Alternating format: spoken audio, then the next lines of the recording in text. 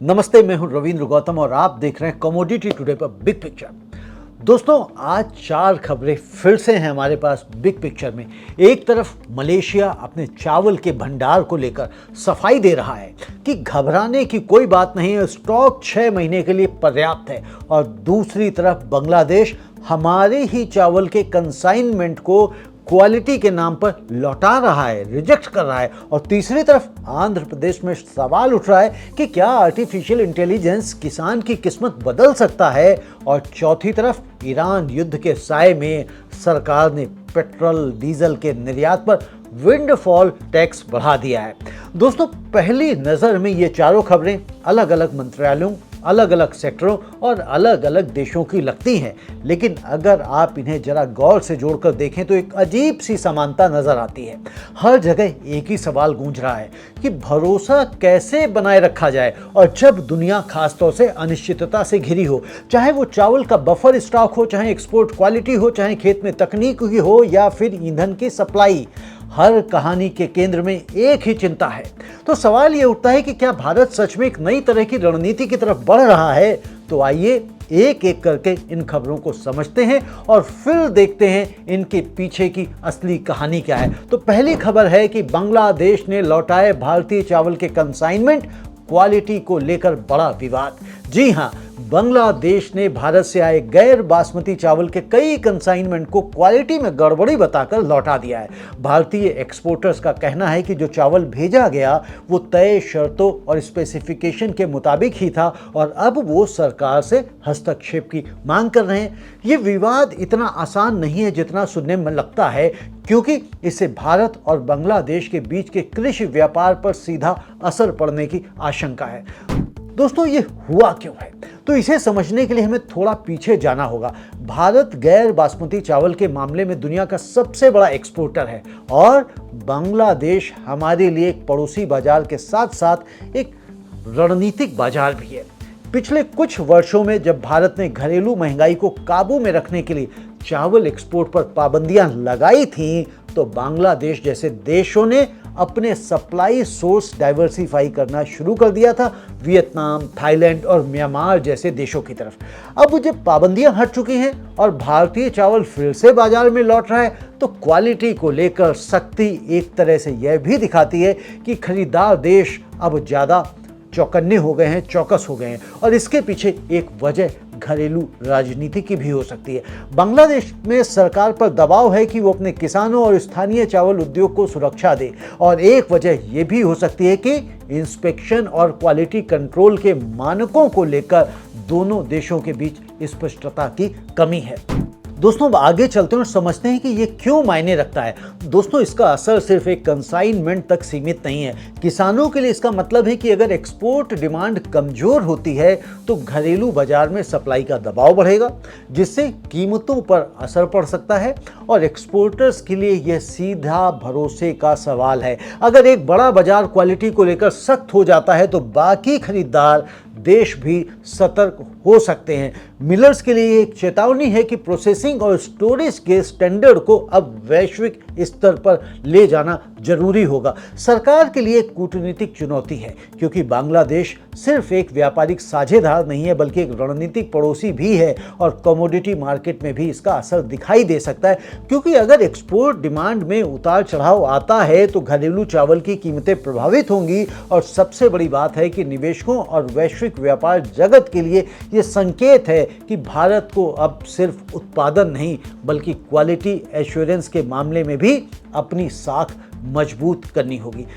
Risk और opportunity अगर हम देखें तो दोस्तों, यहाँ पर जोखिम ही है। और जोखिम यह है कि अगर ये विवाद लंबा खिंचता है तो बांग्लादेश जैसे बाजार स्थायी रूप से दूसरे सप्लायर्स की तरफ शिफ्ट हो सकते हैं और एक बाजार यदि एक बार हाथ से निकल जाए तो उसे वापस पाना आसान नहीं होता। और दूसरा जोखिम यहाँ पर यह भी है कि क्वालिटी को लेकर उठे सवाल भारत की एक्सपोर्ट इमेज को कमजोर कर सकते हैं, और जिसका असर सिर्फ चावल तक सीमित नहीं रहेगा लेकिन इसमें एक बड़ा अवसर भी छिपा हुआ है। वो क्या है? अगर भारत इस विवाद को एक चेतावनी की तरह लेकर क्वालिटी कंट्रोल, स्टैंडर्डाइजेशन और सर्टिफिकेशन के सिस्टम को मजबूत करता है तो लंबी अवधि में ये भारतीय चावल को प्रीमियम पोजीशनिंग दिला सकता है, ठीक वैसे ही जैसे बासमती चावल ने अपनी एक अलग पहचान बनाई है, वैसे ही गैर बासमती चावल भी भरोसेमंद क्वालिटी के ब्रांड के तौर पर उभर सकता है।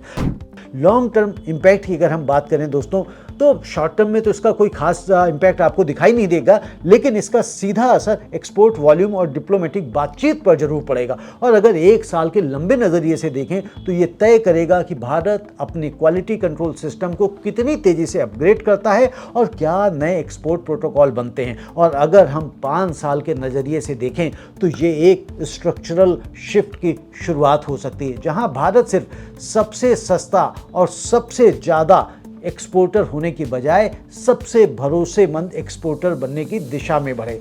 दोस्तों, ये बदलाव अगर हो पाया तो ये कृषि निर्यात के पूरे ढांचे को नया आकार दे सकता है। लेकिन कहानी यहीं खत्म नहीं होती। ठीक इसी वक्त चावल को लेकर एक और खबर सामने आई है जो इस पूरी तस्वीर को स्पष्ट करती है। वो क्या है? जी हाँ, वो दूसरी खबर है और इसमें मलेशिया का दावा है कि चावल का भंडार सुरक्षित है और 6 महीने के लिए पर्याप्त है, सफिशिएंट है। दोस्तों, मलेशिया के उप कृषि मंत्री ने साफ किया है कि देश के पास चावल का पर्याप्त भंडार मौजूद है। नेशनल बफर स्टॉक और कमर्शियल रिजर्व मिलाकर करीब 12,37,000 टन चावल का भंडार है, जो अगले कम से कम 6 महीनों की घरेलू जरूरत को पूरा कर सकता है। दोस्तों, ये क्यों हुआ है? तो ये बयान अचानक नहीं आ गया है। वैश्विक स्तर पर भू राजनीतिक तनाव यानी कि जियोपॉलिटिकल टेंशन, खासकर ईरान से जुड़े घटनाक्रम और सप्लाई चेन को लेकर अनसर्टेनिटी ने कई देशों को अपने खाद्य भंडार की समीक्षा करने पर मजबूर किया है। मलेशिया जैसा देश जो अपनी चावल की जरूरत के एक हिस्से के लिए आयात पर निर्भर है, वो किसी भी संभावित सप्लाई झटके से पहले ही अपने नागरिकों को भरोसा देना चाहते हैं। ये मायने क्यों रखता है? दोस्तों, ये खबर सीधे तौर पर भारत के एक्सपोर्टर्स और सरकार के लिए भी अहम है, क्योंकि मलेशिया भारतीय चावल का एक अहम खरीदार है। अगर मलेशिया अपने बफर स्टॉक को मजबूत बनाए रखने की नीति पर चलता है तो ये आने वाले महीनों में भारत के लिए स्थिर मांग का संकेत है। और दूसरी तरफ ये वैश्विक खाद्य सुरक्षा की मानसिकता को भी दिखाता है। हर देश अब सप्लाई चेन के झटकों से बचने के लिए सतर्क हो रहा है।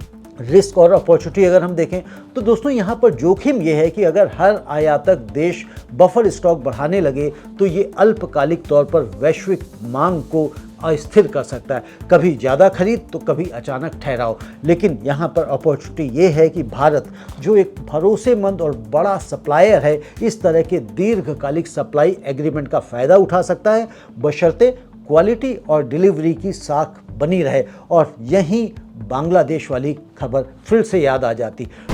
लॉन्ग टर्म इम्पैक्ट की अगर हम बात करें तो अगर इंपोर्टर कंट्रीज फूड सिक्योरिटी को प्राथमिकता देना जारी रखते हैं तो अगले कुछ वर्षों में भारत जैसे बड़े सप्लायर्स के लिए लॉन्ग टर्म सप्लाई कॉन्ट्रैक्ट्स की मांग बढ़ सकती है। और ये भारत के चावल एक्सपोर्ट सेक्टर के लिए स्थिरता का, स्टेबिलिटी का मौका है, बशर्ते क्वालिटी और भरोसे के मोर्चे पर कोई कमी ना रह जाए। अब यहीं से बड़ी तस्वीर और स्पष्ट होने लगती है, क्योंकि अगर क्वालिटी और भरोसा इतना अहम हो गया है तो सवाल उठता है कि भारत अपने किसानों की उत्पादन क्वालिटी कैसे सुधारे। और यही आंध्र प्रदेश से आई एक खबर जवाब देती नजर आती है। क्या है वो खबर? क्या एआई आंध्र प्रदेश को भारत का स्मार्ट फार्मिंग हब बना सकता है? जी हाँ, सवाल है।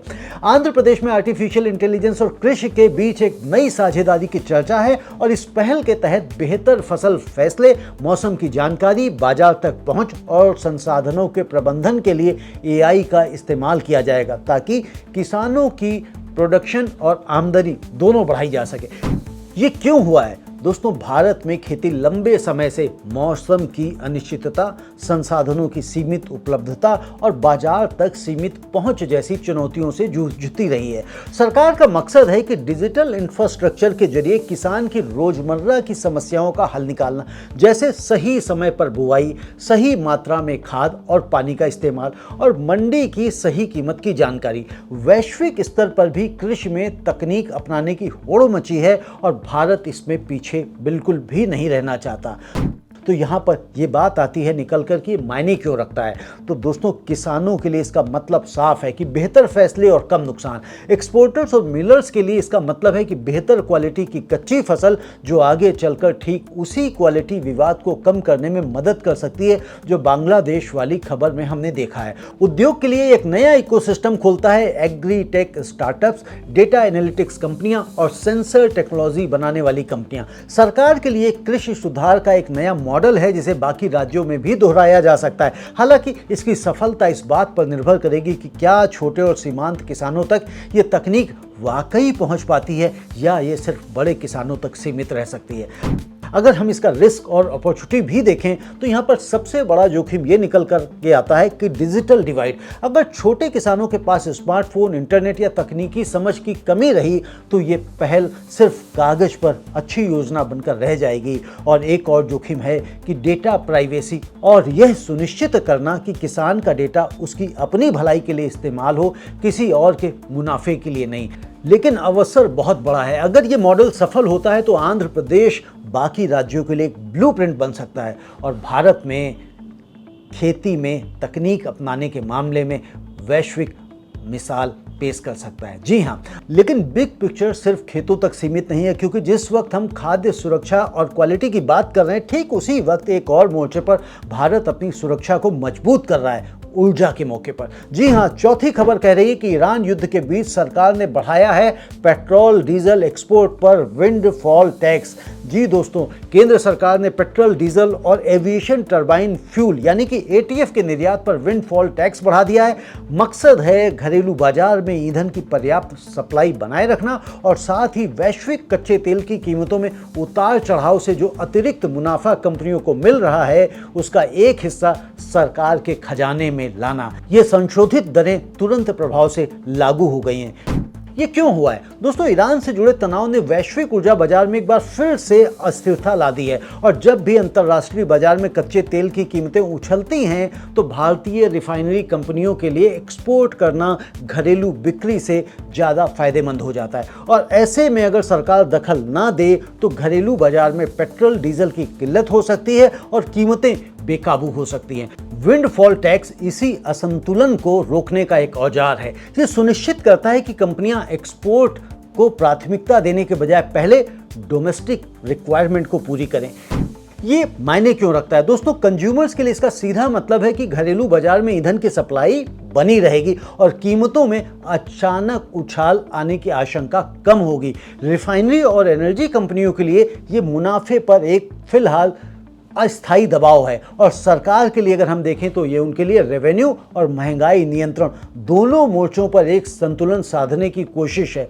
और निवेशकों और कमोडिटी मार्केट के लिए ये संकेत है कि सरकार जियोपॉलिटिकल रिस्क पर लगातार नजरें रखे हुए हैं और नीति में तेजी से बदलाव करने को तैयार है। इंडस्ट्री के लिए यहाँ पर एक सबक है कि जब तक वैश्विक अस्थिरता बनी रहेगी तब तक एक्सपोर्ट नीति में उतार चढ़ाव की संभावना भी बनी रहेगी।